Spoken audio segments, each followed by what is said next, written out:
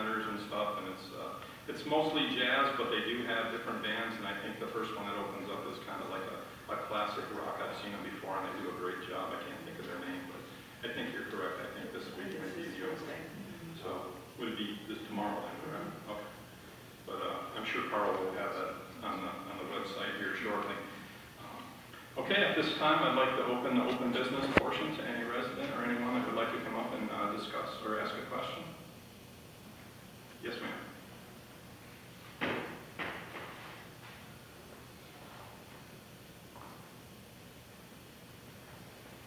If you could state your name and address for me, that would be appreciated. I'm Janet West. I live at 7543 Dudley Street, Taylor.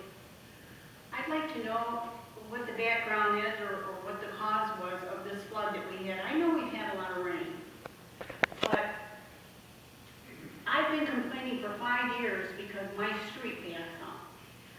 I lived there for 56 years. It never backed up until about 5 years ago. Now all of a sudden they're out cleaning all the drains. Was this the cause of the flood? I don't believe so, but I'll bring Mr. Bach up here to explain. If you would, Mr. Bach, just come up and basically talk about, just to give you a heads up, unfortunately, as you can see, we continue to get so much rain this spring. And leading up to that huge rainfall we got, I think it was over 3 inches in 6 hours, I believe it was. The ground was already saturated. The pipes already had water in them. So they were at a capacity already, and then with that monster rain, it filled the pipes to max capacity to where the water wouldn't even go down in them. And it took a long time for that water to run out to start allowing. I totally understand my basement was a victim, so but Mr. Bach can kind of explain more. Councilman Johnson. Mr. Chair. Real quick, ma'am, did your basement back up or just the street? This last flood, several houses on my street the basement backed up. I was fortunate, but the houses on either side of me did, and across the street. But the street floods. I mean, if we get a bucket of water, we can't drive down our street. I live right below the block. Sometimes you can't even get out of your driveway for a day. And I complain about it, and nothing gets done. But Mr. Bach can kind of shed some light. Mr. Bach? Yeah, I'm not aware of any problem when we get her address. Oh, okay. We will check out the drainage system over there, but I don't have an ongoing cost of what it costs us. I know that we just got our bill for the pickup from GFL, which was under what we requested from the city council approved. But to give you an idea, I did a calculation for the council based on the National Weather Service and the amount of rain. And in that 7 hours in 1 square mile equated to 444 million gallons in 1 hour over 7 hours. So that's a lot of water. That's only 1 square mile. And we're 24 square miles, so it gives you an idea that the system's just not designed or built to handle that kind of And water. with Allen Park and Dearborn Heights really get that. But Mr. Bach can get your address, and then that way they can at least go over and look at your drains to make sure there is nothing We obstructed. make sure everything's open and that everything needs to be maintained, and we can do that. Right. Okay. I have another question. Sure. Did we change garbage company? No. We are still, we're in negotiations right now. We're getting ready to look at a contract. But the contract that in front of us is the same contract, or the same company that we're on contract with right now, with the same amenities. Okay, I have a neighbor that had 4 foot of water in her basement. She didn't get her stuff out within the time allotted. When she did find a company and was able to get down here and get the stuff out on the street, the city refused to pick it up. So it lay there for a week. Now, they came out, and I call the city every day. They came out, it's right across the street from me, I can look at it. They came out, they picked the stuff up. There was glass and mirrors and stuff in this debris. It's broke, and it's laying right out there on the boulevard. Well, that's one of the, Mr. Bach, go ahead. I can answer that I'm question. not aware of this one. I know that anything that the rubbish company did not pick up, we immediately went and picked it up with our DPS crews, and we only had 2 that I'm aware of that we ended up picking up. And as soon as we were made aware of it, we went over there the same day and disposed of it. And if any, If it's flood debris, and I had Lanny actually just text me during this meeting and showed me a picture of another one that we're going to address. Okay, and that could be possible. Yeah. You know. Now, the rubbish company wouldn't pick it up. I actually got one that we did pick up. The resident inquired and they wanted to charge her $800 because it was beyond what the timeline that we did. And they didn't have any trucks to pick it up. We just went out there immediately and picked it all up and stuff. Well, my big concern right now is we have a lot of kids in the neighborhood riding bikes. Grass is growing up around this broken glass and mirrors. Somebody's gonna get hurt. Correct. Give that address to Mr. Bob, we'll have somebody else. But in the same sense, like, you know, that glass and all that stuff, the rubbish company's not gonna take it. They didn't put it out within that time frame, so Mr. Block will get the address and we'll do it, you know, we'll get somebody over there as soon as possible. But Councilwoman Block, Just the question was that GFL normally picks up bulk on your regular pickup date anyway, so that should have been picked up. glass, though, I think Let me address that. Sure. The problem is that I'm seeing out there is the way that they're putting this stuff out. For GFL, they're not putting, some of the stuff we picked up, they're just taking clothes and throwing it right into the right of, they're not even putting it in bags. And that might be one of the reasons, but we are addressing it, we're picking it up. Okay. Councilman Johnson? Also, if it's in the boulevard, it's the homeowner's responsibility.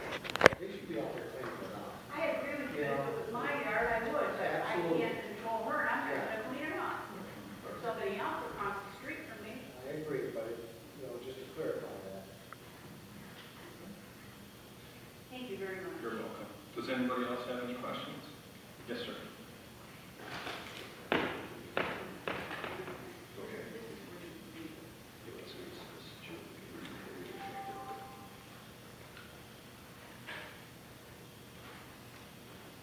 Russ Hayward, I live at 6780 Cornell. Right, I'm on the corner lot, and there's a light post. The light has been out for almost 2 months now. I've called to the line here at City Hall 3 different times, still no response. Also, at the same time, I want to find out, I noticed a lot of lamp posts have been knocked over with accidents and stuff. And all I see is yellow boxes. Isn't anybody going to put new lamp posts up? Mr. Chairman? Yeah. Related to the second question, they are, if you're speaking of like on telegraph, those are a special order. They've been on order for about 3 months now.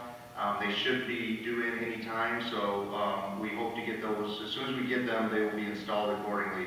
Nobody stocks them anymore, so we have to continuously stay ahead of the ordering. And unfortunately, with telegraph, there are a lot of accidents, and we do lose a lot.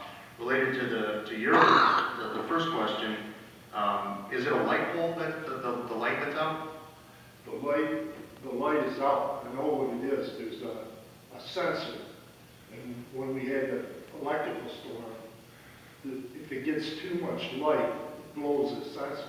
And that's what needs to be done. And Is there a number on the base? Was you able to? I don't have the number, but there is a number on the pole. Right. So That's the. Yeah, so if you go to the city website or to DTE website, you can put that number in and report it directly to DTE, because that's exactly what we're going to do, is report it to DTE. Okay. Just so you know, if you don't want to get on the website, you can call here with that number, and they will do it for you. All right. Okay? Is there any other questions? Mr. McDonald? William McDonald, Dodge Board. I was just wondering, what are you guys' office hours this year? Council? Yeah. Well, we're part-time, so basically you kind of, basically by appointment is the best way to do it, because a lot of us work till, but you can reach Michelle at any time. She's here, she works 40 hours a week, but she usually comes in later on meeting days and study session days because we're here longer. So she usually comes in at what, 11, 12, 1?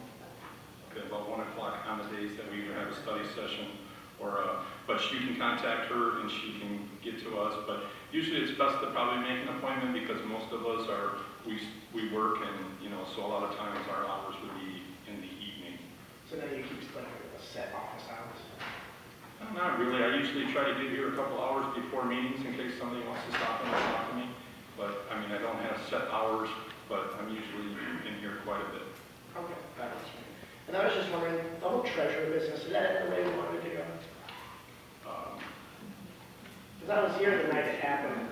It went the way I wanted it to go. I can't speak on behalf of council, but I'm happy with, well, I can't say I'm 100% happy, but I'm happy overall with the outcome. Because I was here in December when you guys went to suspend his pay, which just seemed a little wonky. And then you guys conducted an investigation, and that came after we voted to suspend his pay. And then, I mean, I remember two specific things being mentioned at that meeting by one of the council members was that it's a waste of taxpayer money because he wasn't in the office. That was like the big complaint, we thought it was a big waste of money, and the fact that the person wasn't available to be reached. I don't think it wasn't, I'm gonna, and correct me if I'm wrong, it wasn't that he wasn't in the office, he wasn't working. Yeah. And he said he was working at home, and we had proof that that wasn't the case. Because that basically forced us into a lawsuit. It was a big old mess, and I expect a little more deliberation from the deliberative body, like our city council. We tried to have we tried to have twice to bring him in and discuss things with us. That was after the pay suspension. I was Yes. here, the pay, that was the first thing that got done. And that's a little off, is all. Mr. Chairman, Councilman Zerb. why don't you defend his performance though? It sounds like between your comments at meetings and on social media, is that really what people would expect of you if you won an elective office, not show up to work for 16 months? Is that what you're Admittedly, I understand your point, but I don't have contention with that. I understand that completely. My contention is Well, that defend the this performance body if you're going to criticize the decision. Defend the performance. What would you have done if you were on council? we had to pay $45,000, which is essentially 2 years of his salary. That's not true. Pretty close to it. And then we have to bring someone else in to do the job, so that role just got doubled. So the first complaint about wasting taxpayer money got blown away. And the second I'm is going to that... cut you off real quick, because in my opinion, he wasted taxpayer money for years. And shame on us for not acting sooner. I'll be the first one to say that. We should have acted sooner. But it wasn't something we thought about constantly. But then it got to the point where going to functions and seeing him there, he could go everywhere but here. And then he said he was working at home. We had plenty of evidence stating that. In his resignation letter, he said that we offered him a settlement. That is completely false. The day that we brought him in here to discuss this, his lawyer and our lawyer went in there because they wanted to settle, because in my opinion, they did not want to discuss the evidence that we had. I understand. My complaint's not with the treasurer, it's with how we conducted that process. I think we conducted it great, and in my opinion, shame on us, shame on me of anything is waiting longer than what we should have. The investigation came after the pay suspension. I just don't think that's... Mr. Chairman, It doesn't matter. He settled the case. If he thought he was treated wrong, if he thought he was done wrong, then he should have fought us. He was the one that came to us. He came the first time he came, and I have all the documentation to prove this. His lawyer reached out to our lawyer saying, I'm prepared to settle, I'm authorized to settle by Treasurer Bourassa. And it was an ungodly amount of money, and shows you how good our corporate counsel is. He said, I will take it to the council, but I guarantee this will not pass. And I get that, but once again, it's about the process. And so, that aside, I think you're looking out for your friend, and I understand that. I know, but in the same sense, I've never had an issue with the man. I think he's a nice guy. I'd be the first one to say that publicly. But I had a huge problem how he conducted work. And in my opinion, he wasted taxpayer money. We didn't work. We didn't waste. We saved taxpayer money because I believe 100% we would have won. But to fight that, even if we won, it would have cost us between $100,000 and $150,000. You think if you conducted the investigation first, had findings sent to the Board of Ethics, and then had some determination made, you could have removed it much easier without the prolonged legal... Well, I think he was going to sue us no matter what.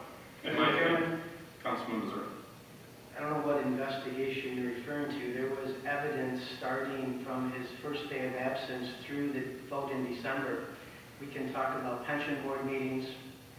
We didn't wait to December to know that he skipped every meeting starting February. We can talk about his office phone being transferred. We didn't wait until December to know that a resident of the city couldn't call him on the phone. We didn't do that. We knew that information. We knew it in February, we knew it in April, and we knew it in December. Mr. Woolley's referencing what time we waited. There was a benefit of the doubt relative to a medical situation that went on and on and on. The investigation didn't surprise us in December or January. The December vote was a realization of what took place from February until December. And you know that. You're here, you come to these meetings. I want to hear you defend them though, because you're very critical. Defend the performance. If somebody ran a campaign based on not working in 16 months, never attending a required meeting, not being reached by your phone, and et cetera, is that someone that you vote for? You know Is that what, what you're here to defend? Matt,